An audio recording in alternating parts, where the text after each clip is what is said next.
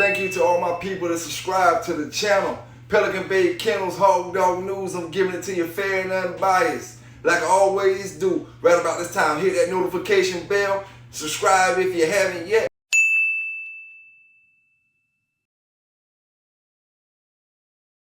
And I know you probably looking at the video and didn't subscribe yet. So go ahead and hit that little button right now and subscribe. Hit the notification, hit the like button if you like it. If you don't like it, hit dislike. But anyway, Pelican Bay Canines, Hog Dog News. Let's get into it. Okay. If I find my way home, yeah. Wouldn't it be crazy? Would you still amaze me? Wouldn't it be crazy? Would you still amaze me? Wouldn't it be crazy? Would you still amaze me? Wouldn't it be crazy? Would you still amaze me? If I find my way home, yeah.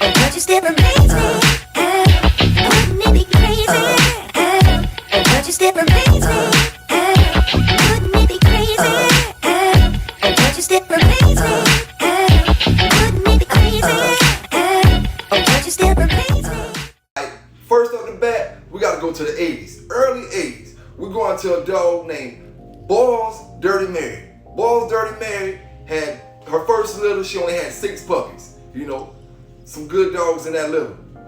But in 1984, Dirty Mary bred to Holland's Cherokee Chief, and she had 12 puppies that litter. 12 puppies. Now, off that little 12 came Bold Action Rum, Mr. Rogers, Crankshaft, Lugnut, and the dog on tonight's spotlight, Champion Reno. Alright, the reason Reno drew my attention is because I heard he had 2 seizures on his first 2 hunts, and he won.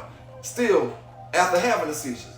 You know, first one he beat a dog named Flint, the second one out hunting a dog named Chocolate Soldier.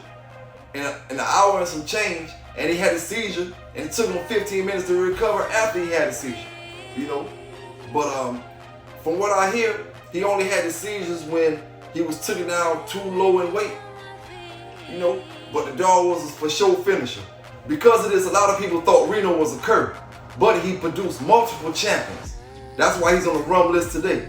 After his last famous match with Mr. Jones, Reno was sold, and it was said that Mr. Jones did everything he could to distract Reno during his hog hunt. From slapping the ground to making noise, he did anything he could to distract Reno from grabbing a hold to the hog. But he got what he was looking for. He got what he was looking for because when he slapped the ground on this one particular time, Reno released his grip on the hog and grabbed Mr. Jones by the wrist, breaking his brand new watch.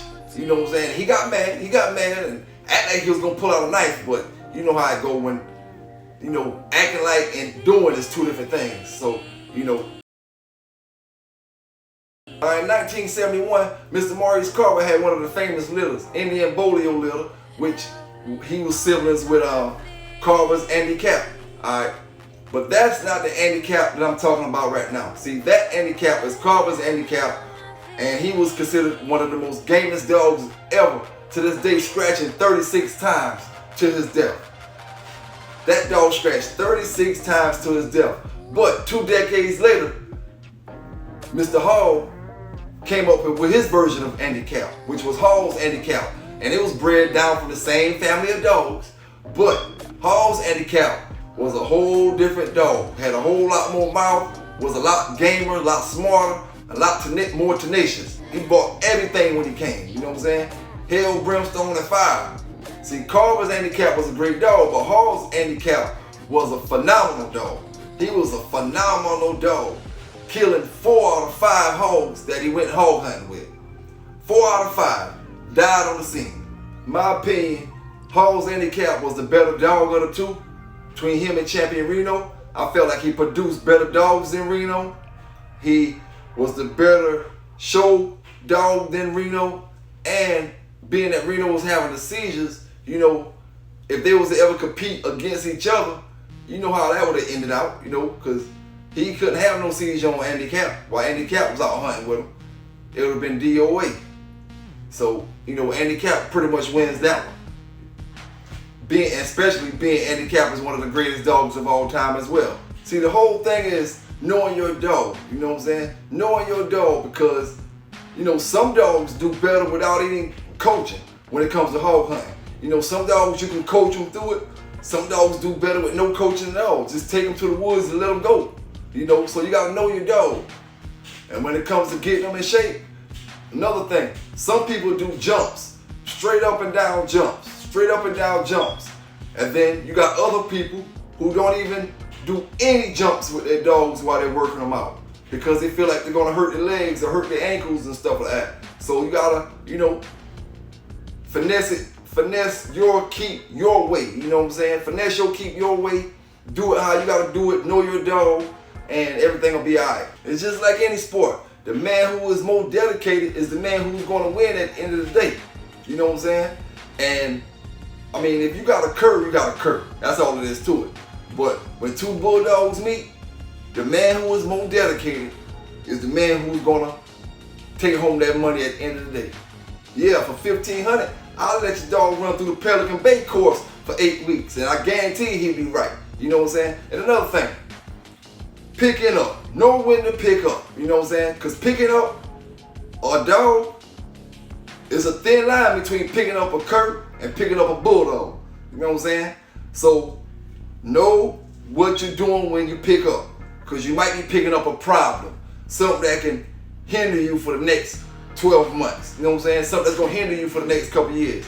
So, you know what you're picking up, or know when to pick up, rather. You know what I'm saying? Know when to pick up.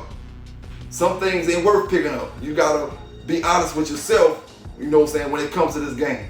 And one thing I know for sure, if you got a good mouthpiece, you can talk a lot of these bulldogs into picking their dog up, taking them out the woods and taking them home before it's any time. If you got a good mouthpiece, you know what I'm saying, you might can talk a bulldog straight up out the hunt.